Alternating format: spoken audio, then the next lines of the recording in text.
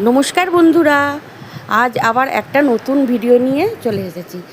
আজ বানাচ্ছি নরম সাদা লুচি আর মজাদার সবুজ আলুর দম। তো চলো শুরু করি। দেখে নাও কিভাবে বানালাম। তো আলুগুলো আমি প্রথমে ছাড়িয়ে ডুমো ডুমো করে কেটে নেবো আলুর দমের মতন। আমি নিয়েছিলাম চন্দ্রমুখী আলু, তোমরা জ্যোতি আলু দিয়েও করতে পারো। আমি একটু নুন দিয়ে গরম জলে সিদ্ধ করে নেব আলুগুলো। আমি বুঝতে পারিনি বেশি সিদ্ধ হয়ে গেছে আলুগুলো, যেহেতু চন্দ্রমুখী আলু ছিল। এটা সিদ্ধ না করলেই ভালো হতো, কিন্তু এইটাও অনেক ভালো হয়েছে। তো দেখো, সিদ্ধ করে নিয়ে আমি এদিকে মশলাগুলো রেডি করে নেব। কী কী নিয়েছি মশলা দেখে নাও। ধনে পাতাগুলো একটু, ডান্ডিগুলো অল্প একটু কেটে ডান্ডি শুদ্ধই আমি বাটবো। আর কাঁচা লঙ্কা নিয়েছি, আর আদা নিয়েছি, আর অল্প একটু জিরে নিয়েছি। সবগুলো নিয়ে ভালোভাবে পেস্ট করে নেব।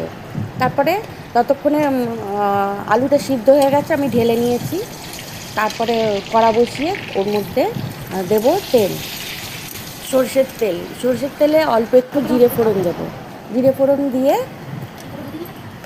আলুগুলো কড়াতে ছেড়ে দেবো। তারপর একটু ভালোভাবে ভেজে ওর মধ্যে দেব নুন, চিনি আর অল্প একটু কসুরি মেথি ভালোভাবে হাতে ঘষে গুঁড়ো করে ওর মধ্যে দিয়ে দেবো। দিয়ে ভালোভাবে নাড়াচাড়া করব। ভালোভাবে নাড়াচাড়া করার পর মশলাটা ওর মধ্যে ঢেলে দেবো, দিয়ে ভালোভাবে কষাবো। কষিয়ে নিয়ে আমি কড়াইশুঁটিও নিয়েছিলাম বন্ধুরা, তোমাদের বলতে ভুলে গেছিলাম যে ফ্রোজেন কড়াইশুঁটি ছিল, সেইগুলো আমি জলে ভিজিয়ে রেখেছিলাম। সেই কড়াইশুঁটিগুলো আমি আলুদমের মধ্যে দিয়ে দেবো, আর মশলাটাও দিয়ে দেবো। দিয়ে ভালোভাবে কষে আর জল দিয়ে দেবো। বেশি জল দেবো না, কারণ যেহেতু আমার আলু সিদ্ধ করা, তাই অল্প একটু জল দেবো। কড়াইশুঁটিগুলো যাতে একটু অল্প সিদ্ধ হয় সেই অনুযায়ী আমি জলটা দেবো। খুব একটা বেশি জল দেবো না। ততক্ষণে ফুটবে আলুর দমটা। আর এদিকে দেখো, আমার মেয়ে আমাকে ময়দাটা মেখে দিচ্ছে। ময়দায় যেমন ময়ান দিই সেরকম দেবো, ময়ান, চিনি আর একটু নুন দিয়ে। আর আমি ময়দাটা মাখবো দুধ দিয়ে, যাতে লুচিটা একটু সাদা সাদা হয়।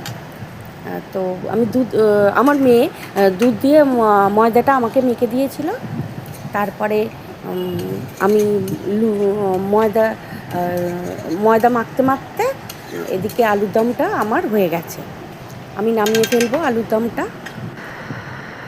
তারপরে তারই মধ্যে আমি এবারে লুচিটা বেলে আর ভেজে নেব।